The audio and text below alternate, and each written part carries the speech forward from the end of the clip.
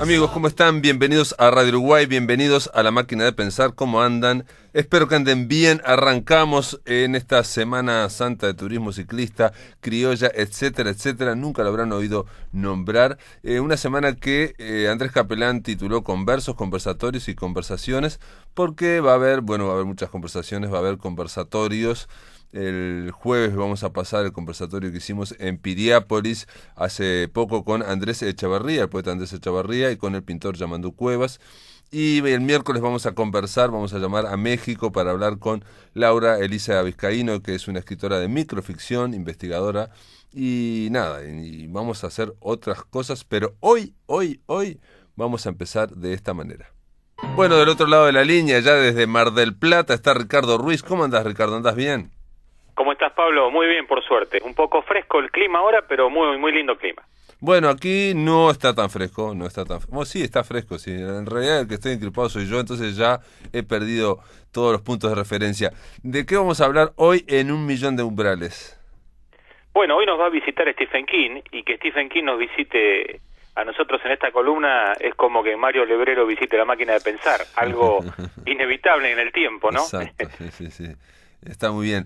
Hay que recordar, perdona que lo recuerde, que Ricardo Ruiz dirige la revista digital Insomnia desde hace un cuarto de siglo, digamos, más o menos, 25 años. Es una revista que está dedicada en principio a Stephen King. Y una pregunta que yo no sé si te hice, realmente, perdóname si te la hice, pero igual, ¿vos tuviste algún contacto en 25 años con Stephen King vía mail? En fin, él se enteró que hay... Obviamente, ya sé que se entera que hay revistas dedicadas a su obra y que lo siguen y tienen fanáticos por todo el mundo, pero en este caso una revista que se mantenga tanto tiempo, bueno, llama la atención. ¿Tuvieron algún contacto? Bueno, ha tenido contactos un subeditor de nuestra revista, Ariel Bossi, que hace un tiempo sacó un libro sobre Stephen King. Él ha logrado verlo en Estados Unidos, pero de ir a una charla, digamos, a una conferencia, y ha tenido contactos con la secretaria de él y ha logrado tener ejemplares autografiados y dedicados por Stephen King. Bueno, yo también tengo mi libro autografiado, pero no he logrado todavía ir hasta Maine, algo que tengo pendiente y en algún momento espero hacer y poder verlo en alguna presentación. Sí, igual yo pensaba desde el punto de vista, viste, de algún mail o algo así, viste, porque él también es alguien que, tengo entendido, está presente en las redes sociales, en Twitter por lo menos, tuitea, digamos, ¿no? Sí, tiene una gran presencia en Twitter, y hemos logrado contactos con gente muy cercana a su entorno, directo con él, por ejemplo, una entrevista y eso, no. Sí hemos logrado con Peter Straub en algún momento, con el dibujante Bernie Wrightson, con Joey Hill, uno de sus hijos. Tenemos la posibilidad también con Owen King pronto, que es otro de sus hijos. Estamos cada vez más cerca, pero él es una persona que sale poco de su Maine natal, le gusta la vida de familia y se prodiga poco en eso, así que también hay que respetarlo. Sin duda. Yo me imagino que la presión que puede tener Stephen King en cuanto a gente que quiere hablar o conversar o saludarlo simplemente debe ser extraordinaria, pero a veces ocurre en Twitter, me ha pasado, conozco a alguien muy cercano que no tiene nada que ver, pero sigue a un youtuber de estos, que el primero, ¿no?, que tiene 25 millones, y de repente ese youtuber un día le dijo, bueno, me gusta esto que dijiste, ¿no?, por ejemplo. Entonces, ahí son esas cosas que ocurren a veces en las redes. Pero bueno, simplemente esto para decir que cuando Ricardo Ruiz habla de Stephen King, no es solamente un lector, sino es alguien que lo viene, digamos, estudiando, ¿no?, o por lo menos disfrutando desde hace 25 años o más. Sí, ambas cosas, como estos géneros que nos gustan. Y la idea de traer hoy era una novela de él muy famosa, uno de los clásicos, Pet Sematary es el título original, Cementerio de Animales es el título que lo conocemos en castellano, aunque una traducción más correcta sería Cementerio de Mascotas, ya que hace poco se ha estrenado una nueva versión cinematográfica, hace apenas una semana, 10 días, creo que en Uruguay también debe estar, acá por lo menos se estrenó en Argentina y se estrenó a nivel mundial, así que creo que debe estar ya también por las salas de ahí. Y es una época donde el cine de terror permanentemente está en cartelera, con fuerte éxito de taquilla, es más discutible la calidad en algunos casos, pero yo siempre sostengo que es preferible que haya mucho y no poco, o en épocas que el terror desaparecía, y hay algunas características del terror hoy actual que que no es ajeno a lo que pasa con las series, a lo que pasa con otro tipo de fenómeno, y que también nos invita a los que tenemos algunos años más a mirar el cine actual con otros ojos y acercarse un poco más a la gente joven y ver cómo lo disfrutan ellos, y no por ahí uno que siempre está diciendo la otra versión era mejor. No bueno, es mi caso, ¿no? Pero yo leo en las redes sociales y la gente se vuelve muy gruñona, muy protestona.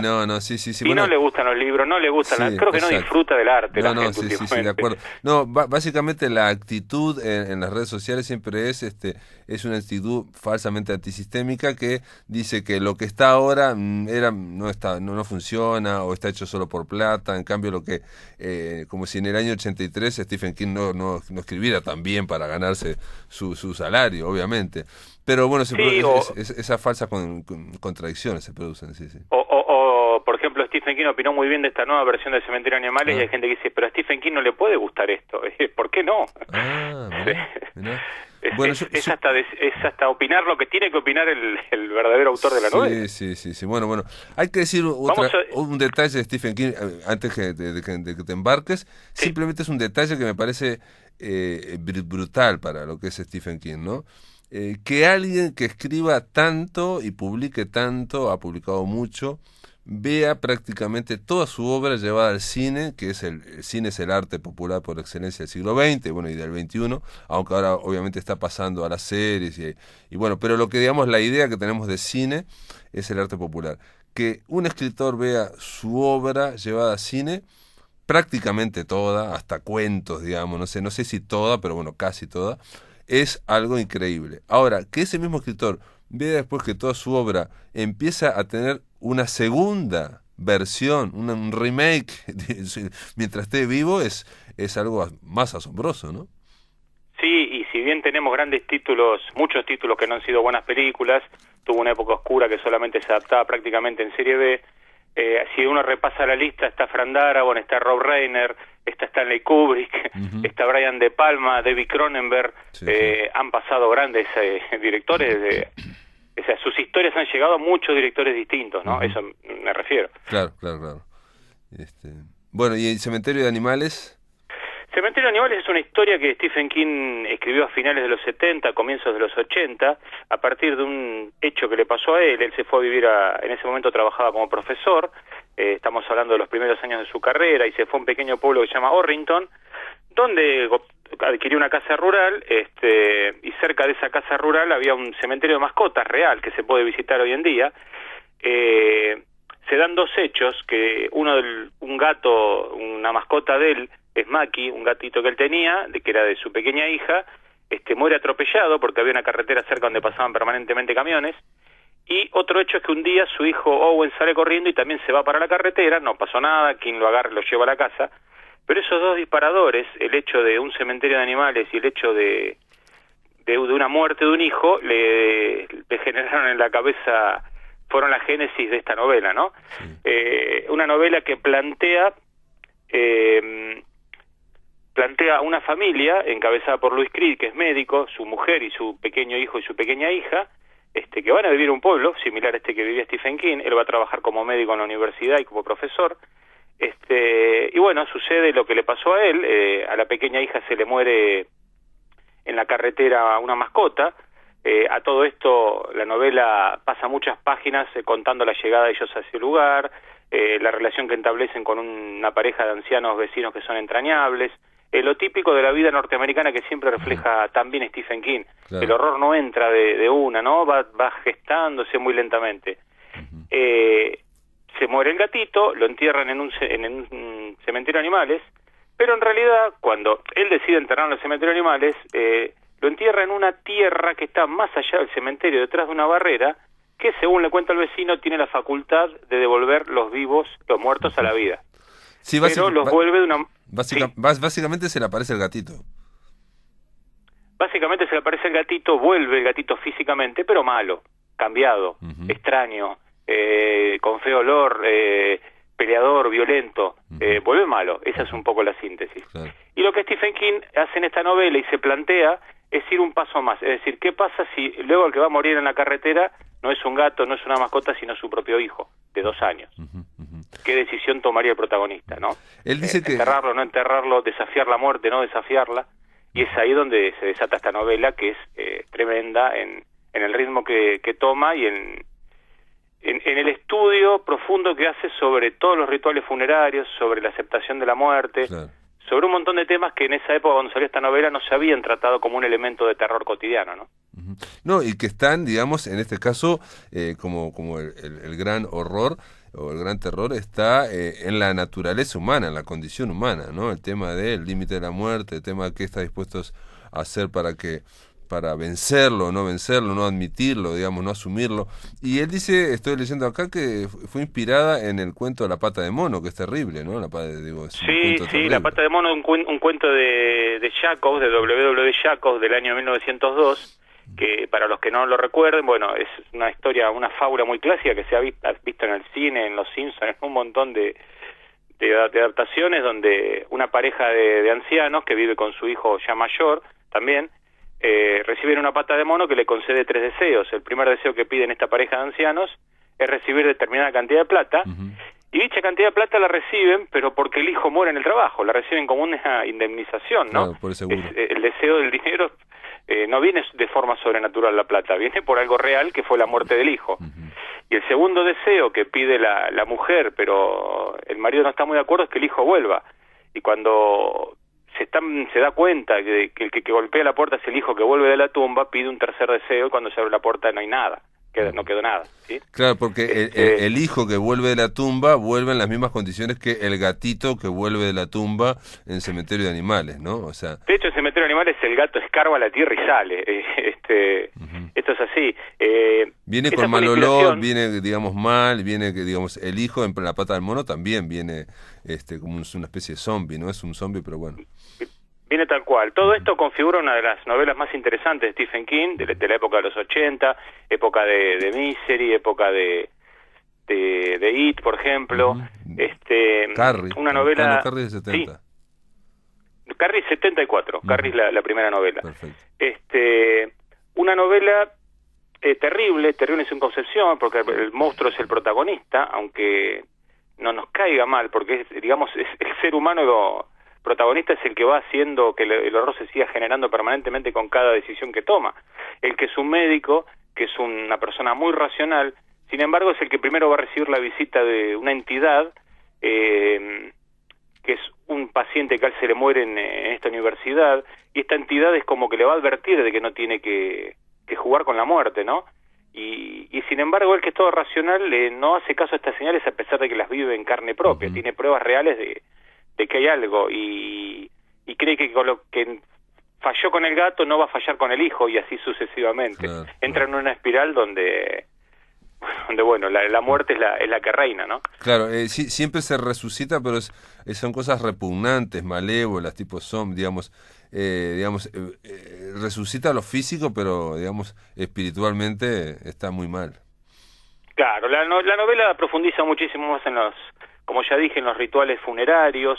Es muy interesante toda esa parte. Él tiene un problema, esto no se ve en ninguna adaptación fílmica de esta historia, ¿no?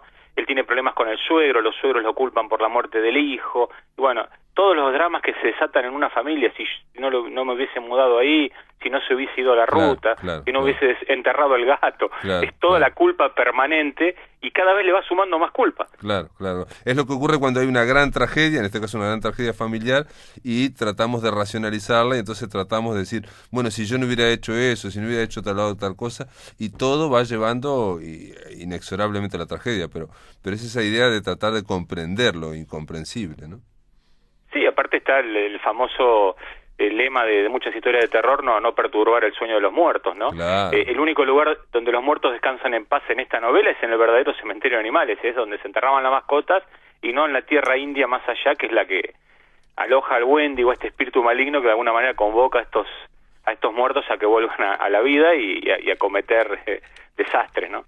Wendigo, perdón, que también es otro gigantesco cuento, ¿no? Pero no sé si tiene que ver con aquel gigantesco cuento del Wendigo, no me acuerdo quién es el autor, pero es brillante, ¿no? No recuerdo el autor, sí, es conocido también, y también entraría en esa corriente de terror folclórico, ¿no? Exacto, de terror basado en creencias en religiones americanas y bueno, de la época del oeste y anterior.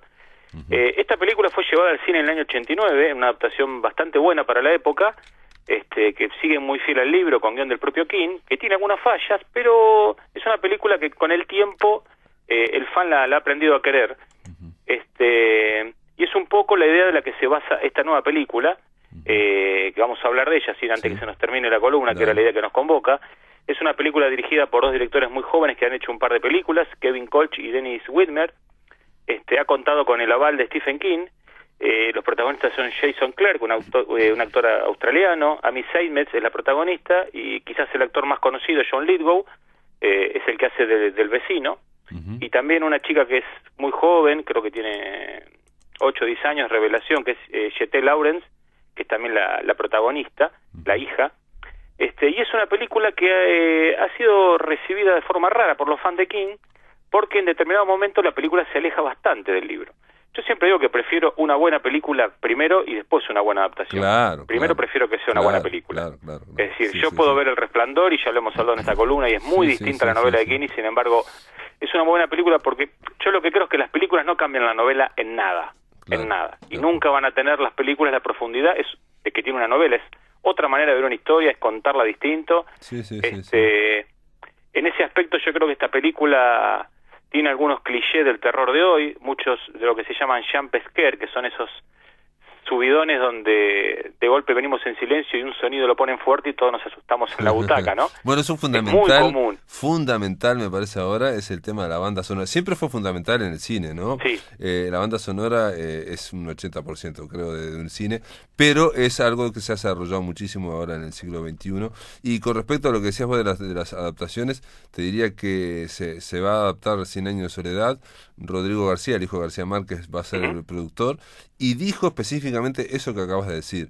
Es importante que el que vaya a hacer la adaptación ponga algo de su cosecha, haga una cuestión personal, porque dice, está lleno de buenas adaptaciones que no avanzan en calidad, digamos, ¿no? O sea, son correctas y punto, y quedan ahí. Exacto. Entonces yo creo que esta nueva versión como película de terror es muy, muy disfrutable. Yo la fui a ver con mi familia, todo les encantó, y ya si uno empieza a buscar la profundidad de la novela o el mismo hilo de la novela, se va a encontrar que no, que es otra cosa. Es decir, si hoy alguien se termina de leer el libro y sale corriendo a ver la adaptación, seguramente se sienta defraudado porque esté esperando ver en pantalla lo mismo que leyó.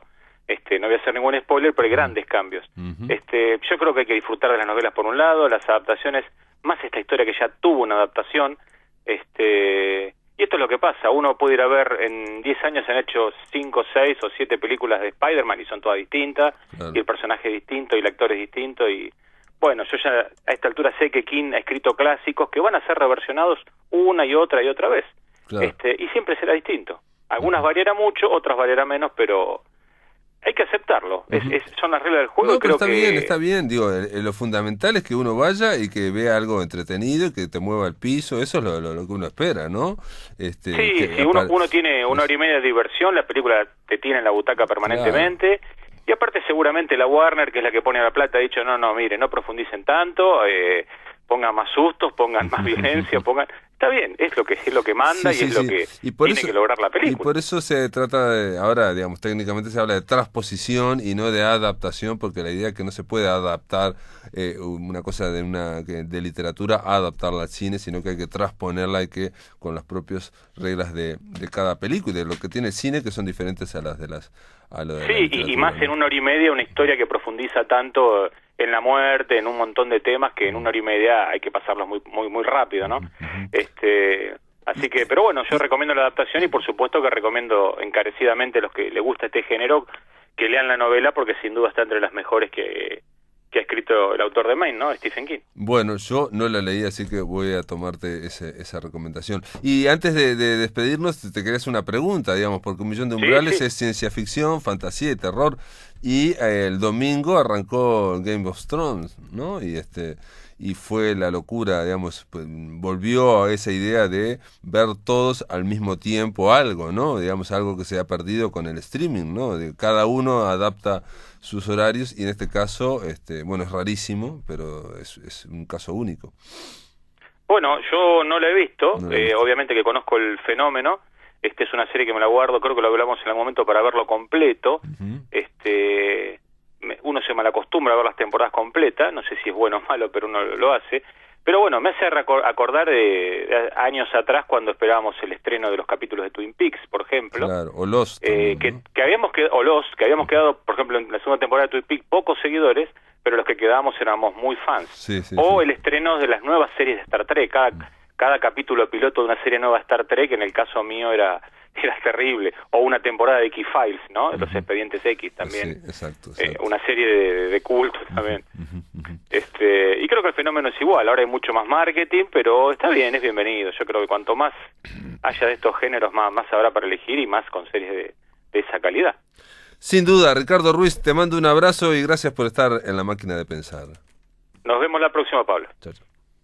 Bueno, suena Flores Rotas y aquí comienza El vuelo del cuervo, la columna de cine en La Máquina de Pensar. ¿Cómo le va a Wilmar Umpierres? ¿Anda bien? ¿Cómo le va, estimado? Bien, volviendo, esta vez en carne y hueso. Exacto, el regreso del cuervo. Hay que decir que yo le planteé a Wilmar qué íbamos a hacer este lunes santo y él dijo, bueno, vamos a hablar de guerra y religión. ¿Cómo? Es un buen momento. Es un buen momento para hablar de guerra y religión. Aparte, ¿de qué otra cosa está constituida la historia humana? Fua. De guerra y de religión, Exacto, básicamente. Impresionante. Es así. Impresionante. Si a eso le sumamos cine, bueno, el combo es casi perfecto.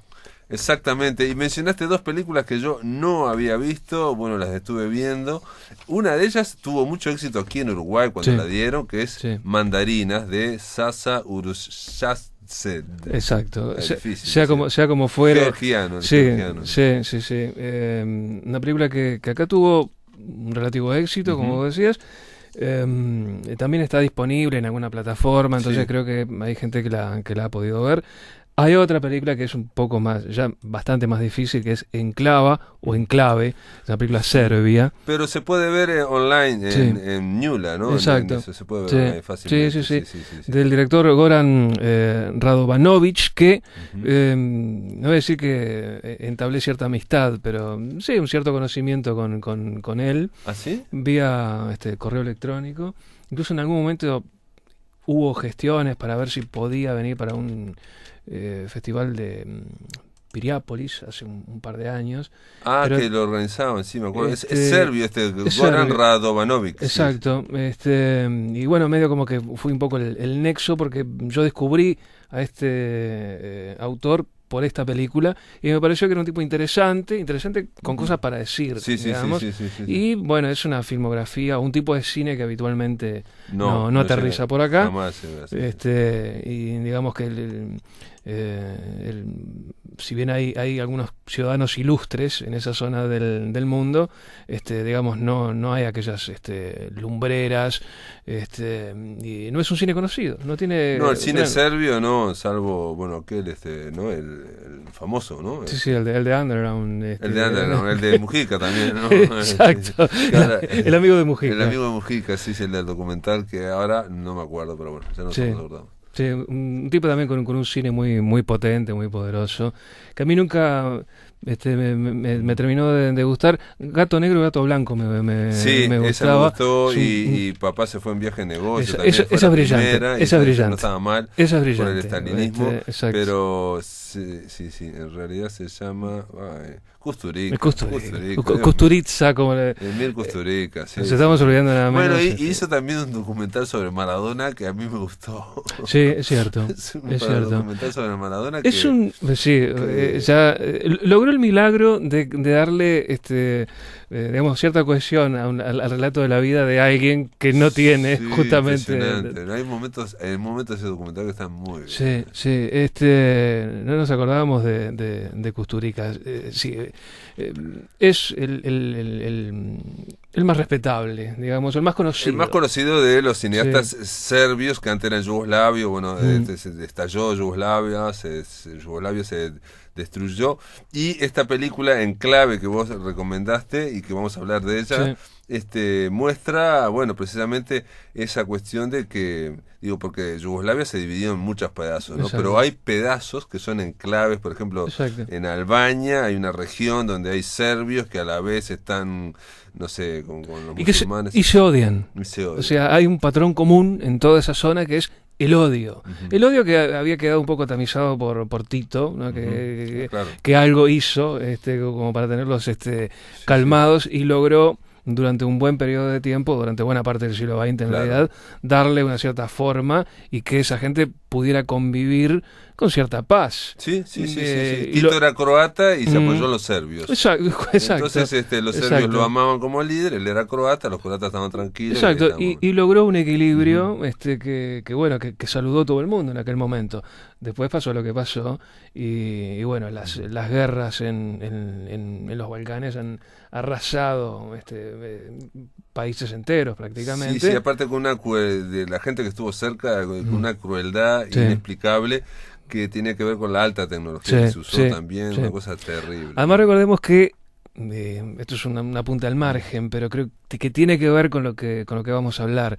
Los nazis en su momento mandaron a mandar a parar, digamos, las matanzas que hacía esta gente, porque eran para el criterio nazi, para el criterio de la Gestapo, era desmedido. Imagínate lo que eran estos tipos, tremendos. Y bueno, ese cine y esa tensión es lo que uno aprecia en el cine de esta gente y en particular de este director.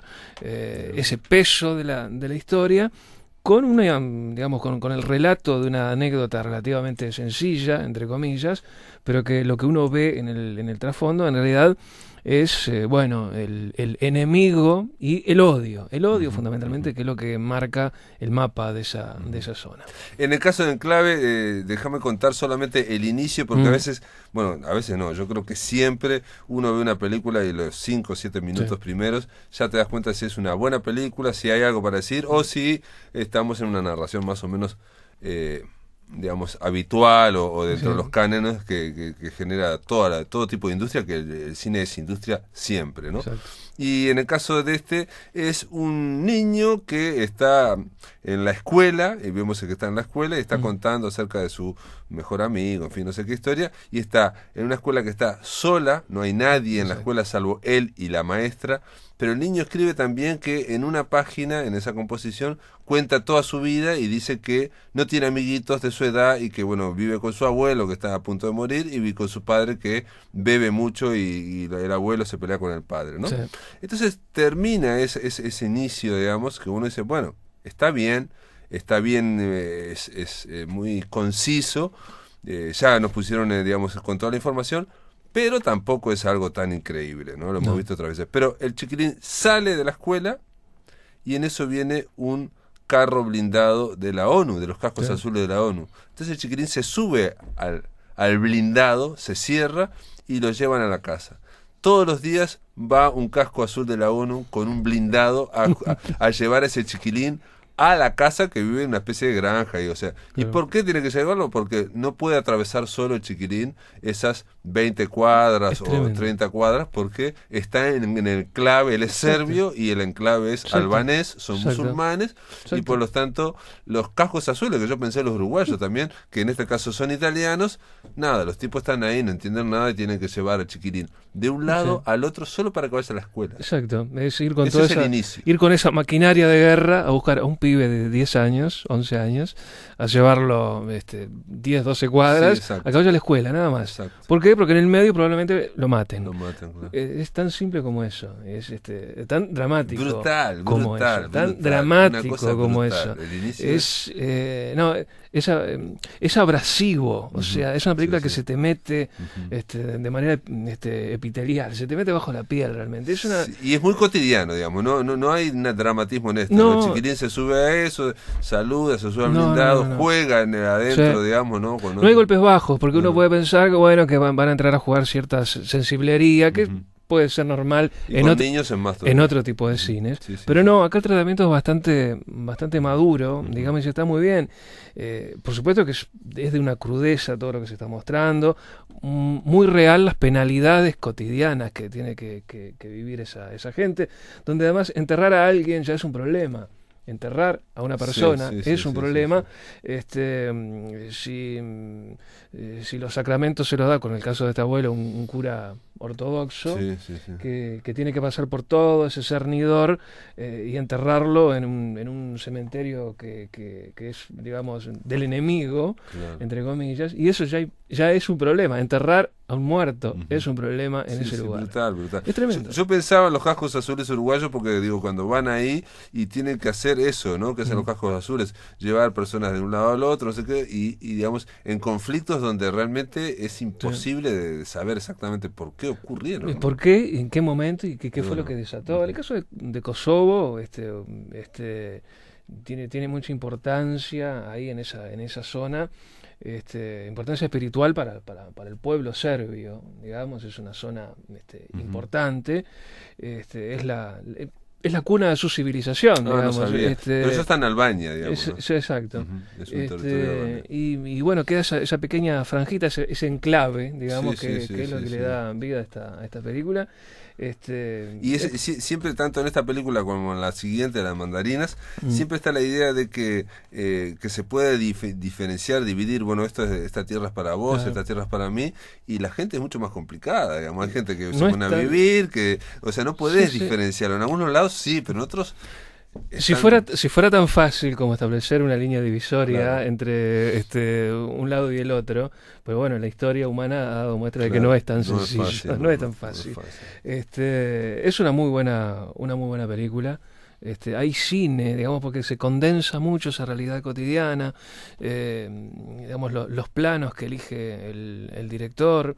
Hay como cierta urgencia también en tratar de narrar esa pequeña historia, que es una fotografía de simplemente parte de lo que está ocurriendo en ese lugar. nada Sí, más. bueno, aquí el peso lo tienen mucho los niños, entonces hay niños que son albaneses, hay otros niños que son más islámicos, son todos musulmanes, hay unos que son más radicales que otros, pero son niños, ¿no? Y está este niño serbio, y también viene de la capital, va a venir una tía de él, y entonces también yo vi unas ciertas escenas o fotogramas que digamos, dos mujeres caminando la carretera en un Exacto. lugar de guerra.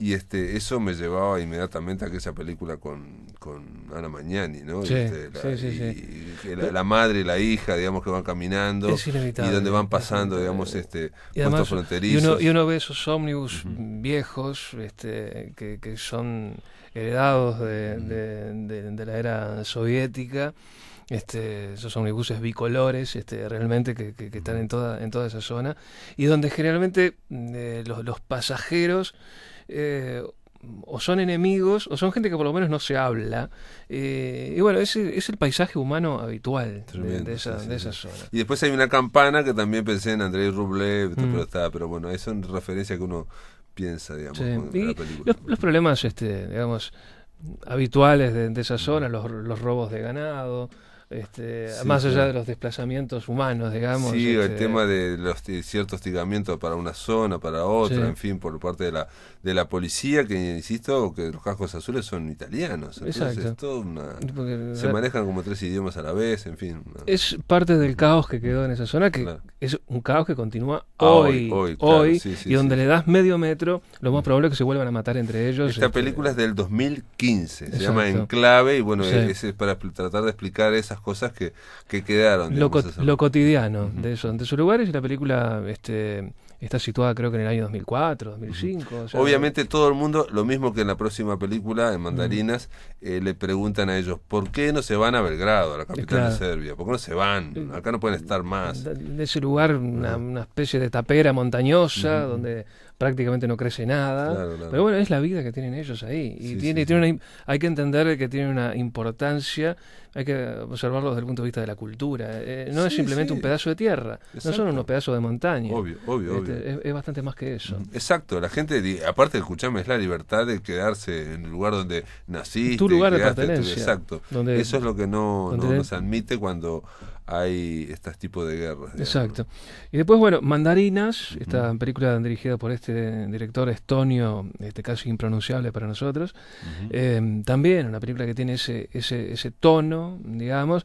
Claro, en este caso no hay chicos, sí hay gente grande, gente bastante mayor, y que el director hace el pequeño milagro de desarrollar una historia potente, poderosísima desde lo humano, desde lo cinematográfico, en un pequeño predio, una pequeña quinta, una granja, donde los únicos protagonistas son unos árboles de mandarinas y una casa que está ahí, donde accidentalmente llegan dos individuos que están enfrentados. Sí, yo te decía fuera del micrófono que se podía hacer un western en Estados Unidos directamente, porque lo que hay ahí es una granja, digamos, estamos en el campo, y dos veteranos, uno está haciendo las casillas para las mandarinas y otro está tratando de cosecharlas, y digamos, ellos viven ahí.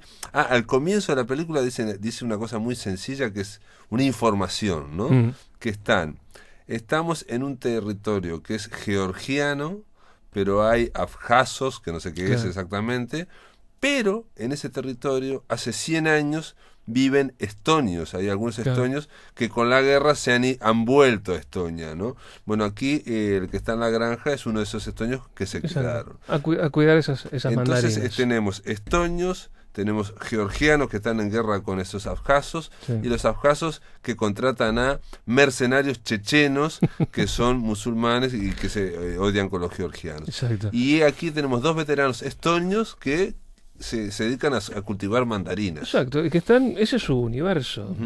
Digamos, es una cosa que se cumple a rajatabla.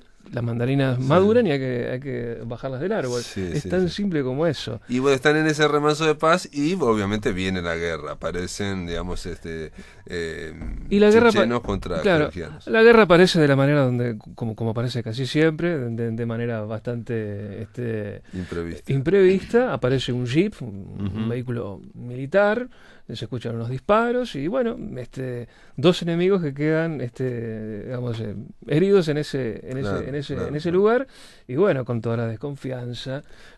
Estos granjeros lo que hacen lo que haría cualquier ser humano, todo que no está, digamos, alienado por la guerra todavía, que es, bueno, vamos a tratar de curarlo a entonces este es un checheno que odia a los georgianos, y el otro es un georgiano que está muy herido, que odia a los chechenos. Y es un sentido estrictamente humanista. Es una película de cowboy, porque digamos también estamos ahí en la misma casa, western, ¿no? Es un western. Y sabemos que están con armas, y sabemos que... Y que en cualquier momento se va a complicar. En cualquier momento uno va a querer matar al otro. Y aparte lo dicen varias veces, entonces hay una gran tensión dentro de una cuestión cotidiana, que es esta gente igual quiere seguir haciendo lo de las mandarinas. Por supuesto, porque además eso es, digamos, el recoger esas mandarinas es lo que los conecta con la vida normal, digamos. Y bueno, tienen que recoger esas mandarinas. Punto. No importa si son estonios o no, y donde sea que estén. Ellos tienen que recoger esas mandarinas. Chau. La contingencia de la guerra vino a habitar esa pequeña huerta, digamos. Y en las dos películas lo que se ve, que se ve siempre, digamos, el cine lo muestra, es que cuando vos acercás digamos, la visión a los personajes y los humanizás, ves que se están peleando por cosas que ni ellos mismos saben por qué, ¿no? Es que además no saben por qué se están peleando. Claro, porque los personajes no logran explicarlo. No se puede explicar, no se pueden explicar, porque son cosas que ya vienen de mucho atrás. Son cuestiones absolutamente centenarias, no hay manera de explicarlo de manera racional y con nuestra cabeza de hoy. Claro. Esta guerra arrancó ya por 1990, es cuando explota toda esa zona, en realidad. Y bueno, pero la película no se queda con un enunciado meramente humanista o bien pensante, sino que creo que va más allá, trata de buscar en la psicología de esos, por supuesto, de esos los dos personajes son muy bien, muy estupendamente trabajados. Con un gran guión, todos, digamos, el viejo que es Toño es impresionante, digamos, podría hacerlo Clint Eastwood perfectamente, digamos, ¿no? O sea, porque es un tipo que tiene un carácter de fierro, digamos, y le dicen, ¿por qué vos no te volvés a Estonia? Y no da respuesta, porque me quiero quedar porque acá. No quiero. Y de hecho hay un médico que es estonio, y todos se van a ir, todos se tienen que ir, porque los estonios, como están ahí y no tienen nada que ver con esa guerra, son los que la miran desde un punto de vista. Exacto. Y además también el valor de la amistad, porque esas mandarinas no solamente es el sustento de ese granjero, sino que es también parte del gesto cotidiano, ¿no? El amigo que va a ayudar a otro subiéndose a una escalera para bajar esos frutos. También digo, es parte del mensaje de la es muy cotidiano en cuanto, por ejemplo, digamos, ellos se están matando estos guerreros y eso después tienen que enterrarlos. Sí. Tienen que sacar la camioneta que está toda rota, digamos, tienen que hacer y tratar de seguir viviendo la vida sabiendo que esto va a pasar, en algún momento va a estallar. Por momentos parece una especie de comedia, digamos, ¿no? De vida. Pero por otro momento, sabes que no va a terminar. No va a terminar bien.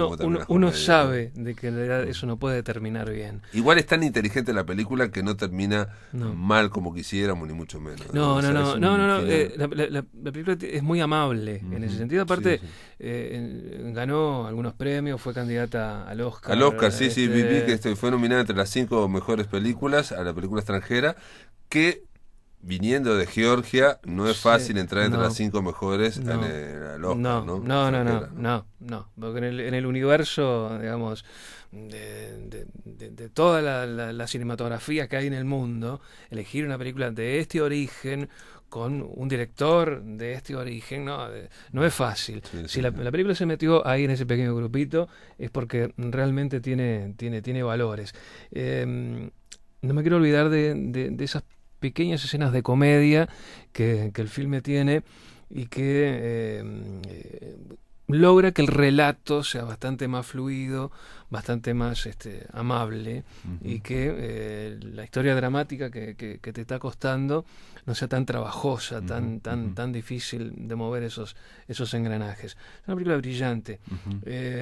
Eso le da, algunos tonos de comedia le da un gran realismo a la película, porque digamos la vida transcurre así también, ¿no? O sea, ellos intentan, bueno, vamos a comer algo, no sé qué, para tratar de levantar y vamos a hacer tomar las mandarinas, en fin, estoy fijándome que Georgia, para que te hagas una idea, digamos, ¿no? Que yo no tenía idea, tiene 3.700.000 habitantes, ¿no? Es como Uruguay, digamos, ¿no? O sea, la cantidad de gente. No es fácil entrar entre las 5 mejores del Oscar. Definitivamente. Y es obvio que tiene que ver. También fue nominada al Globo de Oro, que es de la crítica, la mejor película en lengua no inglesa hace años, ¿no? Y un detalle que la película rescata mucho, y creo que pone énfasis en eso, que es el rescate de la dignidad humana, el ser dignos, el hecho de desarrollar esa labor, ¿no? de recoger esas mandarinas. Estamos hablando de que una fruta, de acuerdo.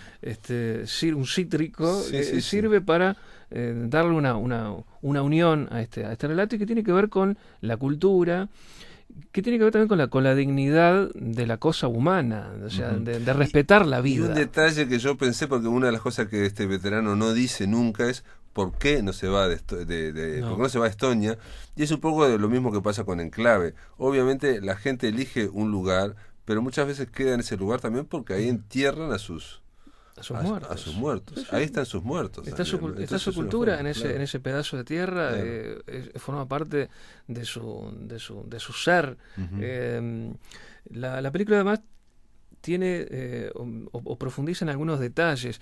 Las escenas cuando que nos presentan a estos dos militares enfrentados y están tirados ahí en el piso de esa pequeña cabaña. Hay que ser muy buen cineasta para digamos, transmitir esas sensaciones que van desde el odio más absoluto, porque aparte lo dicen, yo en cuanto pueda pararme te mato. Exacto, es así, si tengo un arma cerca te voy a matar. Matarme, no sé qué, no te puedo matar porque vos te estás cayendo a pedazos, digamos, claro. Pero podemos salir afuera, entonces le va pidiendo, le va sacando una palabra o no para que no matarlo dentro de la casa. Exacto, digamos, ¿no? sacarlo para afuera y poder liquidarlo tranquilamente. Pero no, va más allá y las actuaciones son formidables. Y además el detalle de las miradas, los rostros, esos rostros que están curtidos por el dolor y por la guerra y por el odio, porque el odio no deja de estar presente nunca. Son tipos que se quieren matar. matar, repito, si quieren Sí, matar, pero el desenlace que nos vamos a decir Sí. realmente también le da otra dimensión a Sí. todo esto. Hay que decir que yo la miraba y pensaba diciendo que cuando comienzan los de Cataluña, ¿viste? El tema de la independencia, Sí. digo, se empiezan con esas cosas y no sabes si vas a terminar en Es que- esta, es ¿no? que- es que nunca se vos no sabe. podés estar acá, vos no podés estar allá, Catalanes- no sé qué. Y se supone que los catalanes capaz que son, no sé si más civilizados, pero quizá tengan menos armas que esta gente. No, pero claro, esta claro, gente no, pero esta han gente sido también ar- empezó así. También. Claro, por supuesto. Ujú. Y toda esta gente ha sido armada durante Ujú. muchísimo tiempo, que este es otro detalle que conviene no perder de vista. Fueron armados por los dos bandos hegemónicos en su momento, Ah, no, claro, a claro. quienes les servía Sí, ese sí. enfrentamiento. Y bueno, tenés unos AK-47 por un lado, unos Kalashnikov por el otro. Sí. Y bueno, es gente que pretende la destrucción de su enemigo. Claro. Eh, Pero a la vez también ves mercenarios que están trabajando para otros. Claro, vienen, O sea, claro, el combo es perfecto. es en una granja, insisto, son 5 personajes en realidad, pero es muy complejo y Sí, perfecto. caen estos pibes barbudos, Ujú. que, bueno, si pagan, matamos al que sea. Digo, Claro. es tan simple como eso. Es un negocio para ellos Sí, pero la ellos guerra. a la vez son musulmanes Exacto. y no sé Y si tienen- agarran para todos y lados. tienen más consideración para con uno que Claro. con otro, más allá Sí, brutal. del pago. O sea, repito, eso está pasando hoy, en realidad. La película es del 2013 y bueno, dice que está hecha en el poblado de Abjasia en el marco de la guerra del 92, esa guerra que claro, se conoció mucho en la Yugoslavia, pero digo, Abjasia no sé ni dónde está. Está al lado del Mar Negro, no conozco, es una república independiente de facto desde el 92. Sin embargo, Georgia, la mayoría de la comunidad creen que es de Georgia. O sea que además, es imposible. No, además saber, son reconocidos imposible. por unos, pero no Es reconocidos por imposible. otros. No o tenía sea, ni idea es- de Abjasia, no tenía ni No, idea. no. Y en fin. Y bueno, de esa zona, sea como sea, sale cine también. Exacto, y esa y- película se podría, digamos, cambiando los nombres, a trasplantar a la de Ah, Kosovo, a la que dijiste vos, el tranquilamente. enclave, perfectamente. A cualquiera de las a realidades cualquier de ese mapa, digamos, Exacto. que hay en esa O zona. si lo trasplantamos al siglo XIX y ponemos en el Far West y pones También. cuáqueros y pones Tranquilamente, mormones es y lo no sé mismo. qué, Sioux y pones, ¿no? Es- distintas cosas, también, Es digamos, ¿no? el viejo enfrentamiento, por eso lo del principio, el tema de la Del guerra odio, claro. y la religión, bueno, Exacto. ha sido la constante del ser humano desde Sí, siempre. sí, de acuerdo, de Y acuerdo. esta gente ya ni siquiera sabe por qué se está peleando, pero se pelean, punto. Sí, De la forma más encarnizada posible. Pero creo que el mayor rescate de todo esto es que el cine, el arte, pero en este caso el cine, tiene una mirada sensible para dar, tiene una mirada inteligente. Hay gente que hace cine en esos lugares mientras están cañoneando de un lado para otro y se Claro, están claro. matando. Bueno, hay gente que hace cine en todo esto. Ujú. Y Gente- muy buen cine, ¿no? Un, O sea, un cine de alto nivel. Ujú. Yo Mandarinas no sé por qué no la vi en su momento, en Cinemateca tuvo bastante éxito, después le Sí. dieron Alfabeta, esta película que estamos comentando ahora, Mandarinas, y tenía una idea, había visto el tráiler de que era un poco edulcorada, me imaginé con el tema de las mandarinas. No, es Sí. tiene Yo le- tiene la unidad de espacio, tiempo, las 3 unidades. Las dos son películas perfectas. Muy bien. Probablemente Mandarina sea más película que Enclava. Quizá. Enclave tiene otro despliegue, Tiene otra- digamos, ti- tiene otro despliegue. Sí, tiene digamos, otra del urgencia escenario. también. Hay Ujú. hay como un apuro en contar de manera inmediata esa historia. Yo la agarré por el lado de la urgencia. Pero son dos buenas películas. Mandarinas creo que es muy soberbia, está muy bien pensada desde el inicio. Los diálogos son perfectos. Sí. Los diálogos son... Hay mucho silencio, hay mucho, digamos, es algo muy conciso. Realmente, Cuando yo les decía lo de lo de los rostros, esas miradas de odio, qué sé yo, bueno, el silencio es lo que arropa todo ese momento, y realmente es una demostración de cine realmente extraordinaria. Realmente. muy bien, una recomendación de Wilmar Umpierres aquí en La Máquina de Pensar, en El Vuelo del Cuervo. Mandarinas de Urushask C se llama El Georgiano, y Enclave del serbio Goran Radovanic. Son las dos películas, son bastante fáciles de ver, y en Ñuble y hay distintos lugares en la web que se pueden ver, porque aparte son películas del 2013, 2015, Sí. todo eso, digamos, es más fácil. Ya han pasado ahora. algunos años Exacto. y son más encontrables, digamos. Gracias por estar en La Máquina de Pensar. Un gustazo como siempre. Amigos, se terminó La Máquina. Mañana vamos a estar con el director de Neso, que es una obra de teatro que va en el Teatro Circular, y vamos a llamar a Carmelo para hablar con el poeta y narrador Daniel Abelenda. Esto es todo, amigos, que lo pasen muy bien.